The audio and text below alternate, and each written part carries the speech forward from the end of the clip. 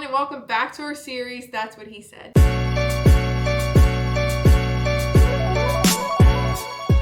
Now today, I want to walk you through an episode I'm going to call On the Edge of a Cliff. And this story, don't worry, first off, is not about my dad pushing me or getting me close to an edge of a cliff. You know, we're not talking about some trauma here. It actually has to do with I think my favorite adventure with my dad. And that's all the times that we went to Utah. So we would stop in, I think the second time we stopped, both times we stopped in Bryce Canyon and Zion National Park. So if I could describe my dad and I's relationship in one place, it would be Zion. We went there first when I was 10, and I talked about that last episode on here, just about love as a boomerang. That was the first time I kind of realized what he did and what he was doing for other people and even what he was doing for me. And I also wanted to include in this episode, I'm going to include a picture of the notes I had from that time that we went to Utah. And as you can see here, these are all the things I talked about in the episode, so nothing has changed in the 13, almost 14 years that we went the first time. And then we went a second time when I was 20, and we went to Bryce again, to Zion. We went for 5 days, and I believe, this is horrible that I'm telling a story and I can't remember if we were in Bryce or Zion. I'm pretty sure we were in, oh my gosh, I don't know. I think we were in Bryce. But to get the picture, mountains, walking, whatever. So we're walking on this trail. We're pretty high up. It's like 8,000 elevation. So we're walking on this trail, and all of a sudden my dad, we like kind of look out, and I think there was this dude out on one of the rocks, and it was sketchy looking. Like, probably should not have been out there himself. You know, my dad and I are really fun together because we saw that and thought, we have to go do that. So we waited for him to come back, and we decided, we'll go out on this big rock. So there was enough space for both of us easily, and again, I'll include pictures here. We're walking out, definitely sketchy, probably should not have walked out there. It would have been one my mom would have shaken her head, or she would have been like, Eric.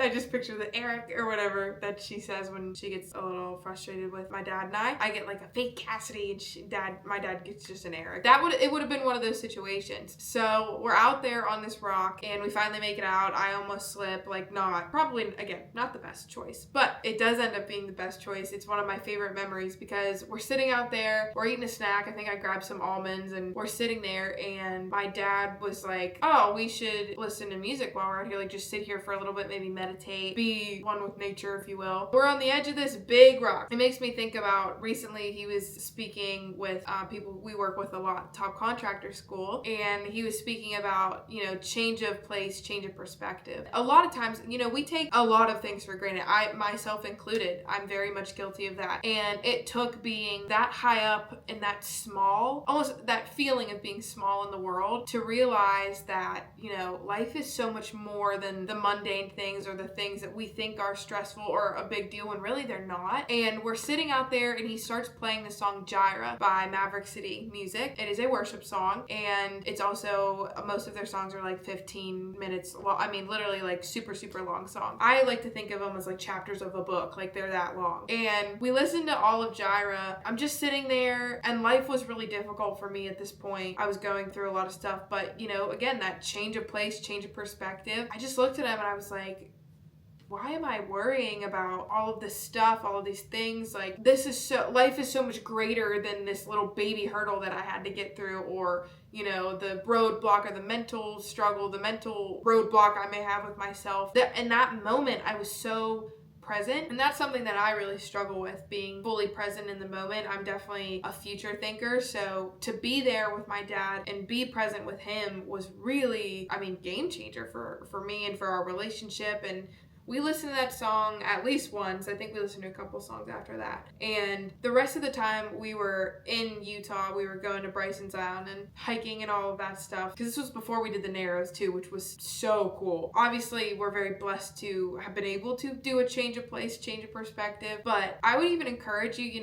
I work with my parents every day now. And sometimes I need to go to our local coffee shop and do work instead. And that helps me remember how grateful I am for my job, for my parents. parents, etc. But sometimes I do need that, and sometimes you might need that too. So maybe there's, a day on the weekend where you can go for a walk somewhere, you can take a road trip somewhere like a local park or something that doesn't really cost you anything. Or maybe even, this is gonna sound silly, but even like sitting in a different room of your house, or just trying to get yourself out of that feeling of going through the motions and, change your place. You'll be able to change your perspective. So maybe you're not on the edge of a cliff, but maybe you can find that cliffside somewhere. Maybe you can take that moment to just be present, to really be in the moment and feel everything, take in every little detail, and just be there. Be there, be present. And I'm grateful for that, because that was really one of the first times after everything that I had been going through that I was like, oh my gosh, maybe life isn't as bad as you think it is, Faith. You're gonna get through it. Find your cliffside, change your perspective, and you will see a world of difference. Especially too, we're in this holiday season. We just got done with Thanksgiving a couple days ago for me, but when you're watching this, who knows? And now we're going into Christmas, which I'm so pumped about. Gratitude goes a long way. Being grateful for what you have, changing that perspective to, I get to do this, I am in this moment, I am present, I am here, and this is great. Instead of, I'm a very high strung with stress person, so I know I kind of get stuck in that mindset a lot. So find your cliffside, change your perspective, and again, going back to last episode, love is a boomerang. So what energy are you putting out there? What perspective, what mindset, what are you giving gratitude for? I would encourage you, find your cliffside, find a spot or a place or somewhere, even maybe someone you haven't seen in a while, and reconnect with being in the moment, reconnect with being present. Allow yourself to be grateful for the moment that you have and each moment to come. Even though they may seem stressful, I promise you it's gonna get better, and I promise you that it's going to take maybe a change of scenery to feel that. So I would encourage you to find that this week, next week, all of the weeks to come. In the meantime, thank you guys for watching. Stay tuned, stay alert for the Zion trip that we'll have through AMP. It'll be pretty rad next year, so hope to see you guys there. Maybe that can be your opportunity to get a change of perspective with your change of place. Thank you guys for watching, and I will see you next week with That's What He Said.